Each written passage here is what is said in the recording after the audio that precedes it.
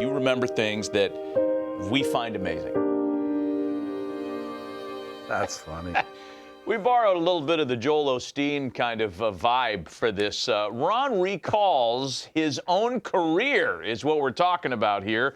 There's no real clairvoyant stuff going on. No, we just want to see if you remember in detail, and you always seem to, these situations, these games, pitch sequencing, selection, something about an opponent, something about the night. So we throw at you a random inning from a random game. Okay. We'll take you in the Wayback Machine, and you guys can start hit it now. Monday, August 21st, 1989 at Shea Stadium. Just after 7 o'clock, you took the ball against the San Francisco Giants. And we're going to helicopter into the top of the second inning. A couple of days after my birthday, Matt Williams used to wear me out. I think he has 5 total hits in his career. 4 of them are home runs. That's Will Clark. I mean, he was another impossible out. And a good, underrated player when you think about Will Clark. And I guess the telecast is showing what happened the previous half inning when Will had a hot shot to handle at first base there. So I had to develop, after I broke my thumb in a game in '87, I had to develop another pitch, so I did with a split finger. I used to try to use that. Was that a split? Matt Williams. That was a split there, yeah. I was going to ask you if that was a split or a change. You know, Matt Williams was just so good up in the zone, and he had great ability to hit anything up over the plate for tremendous power. He had tremendous power to right center field, so you saw how I tried to stand him up there to try to get back outside because he was just so dangerous, or at least dangerous to me. He's on top of the plate, too. You know, that year, he didn't play a lot of games. I don't know if he was injured, but you could tell right away. I think he had 18 home runs in 84 games. You could tell right away that he was going to be a huge star. Great fielder, great bat. He got pretty lucky. That was a good split finger there. Really good. Not Kodai Senga, but, you know, my version. This, by the way, was a really good Giants team that won the National League pennant. Here's a player that not many people talk about. He was a good athlete, good player. Played a lot of third base for them in that year. Ernest Riles? Mm-hmm. Ernie Riles, that's right. Yeah. Pretty good utility years in Milwaukee, too. I think they had Uribe at short, Rob Thompson at second base with Will at first. That was the infield for that team that ended up going to the World Series that year. You know, I think when we first did this, and you weren't even here, we were showing one of your half innings a few years ago, making the case about pace of play. Yeah. And how quickly, I mean, here you get the ball, there's no jerking around anywhere.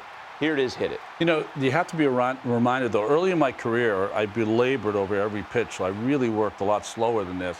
And it wasn't until 86, 87, 88, 89 that I started working incredibly fast, and my control improved, and my teammates liked me a little better than they did early in my career. You had that split going both sides of the plate versus right-handers versus left-handers. This was the first kind of indifferent year I had. I think I ended up 14-14 this year. Pitched a lot of innings, all that kind of stuff, but I was not at my best this entire season. Terry Kennedy, who was all-star in San Diego and came over, gave him that veteran presence. He was, in our day, like one of the bigger human beings that played the sport. When he got in that box, he took up the box north to south and east to west. But he was quite a player, fun. The old Shea Stadium. Oh, whoa. And that was a pitch I developed later in my career. I couldn't get left-handers out because most of my pitches were on the middle or outside part of the plate. So that was a little high cutter that I developed just to try to get left-handers out and to get them off a split finger away. Another cutter. I think catching is, who's catching? Barry, I'm trying to think of the last name.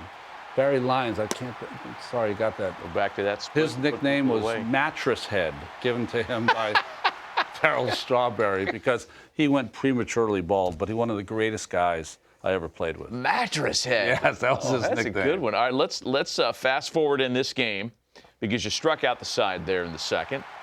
And here you are still out there in the ninth, and you're facing the middle of the order, Will Clark leading off. Behind the plate is Doug Harvey, who was known as the Lord to all the players because he was considered whatever he said was gospel. Get off my lawn. Will starts the inning with a base hit. Will owned me. I don't know what he hit against me lifetime, but I know that I did not have anything to get him out. He knew it. I think that's why he has kind of that smug look. He's like, can't believe I didn't hit that out. Just a single there.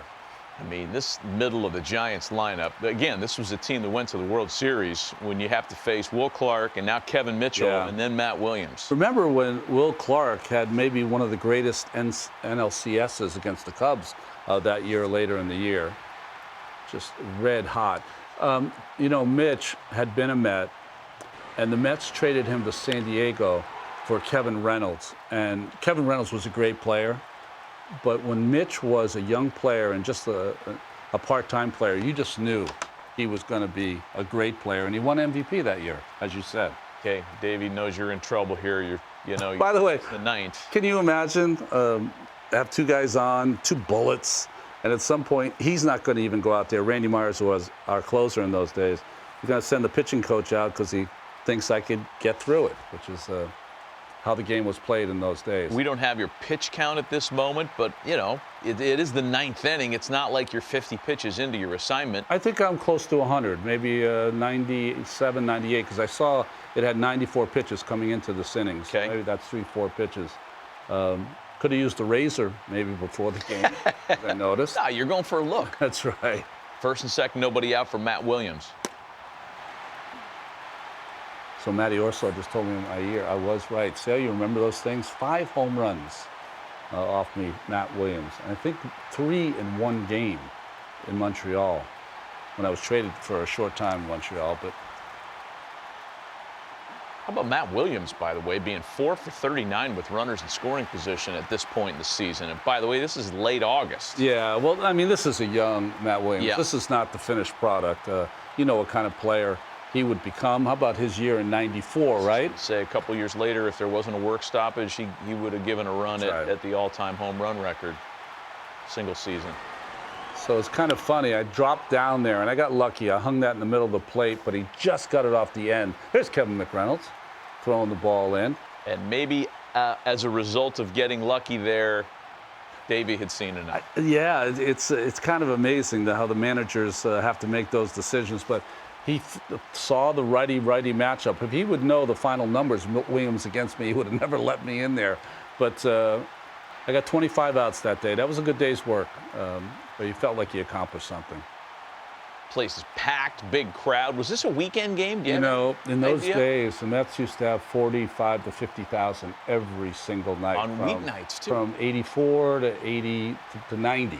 Wow. Yeah, packed in that place. It's a Monday night, we're being told. Look at that, man. They're loving you. So loud at that place. And one of the joys, people ask you all the time, what do you miss about the game? In fact, we were talking about it before the show went on. That's one of them.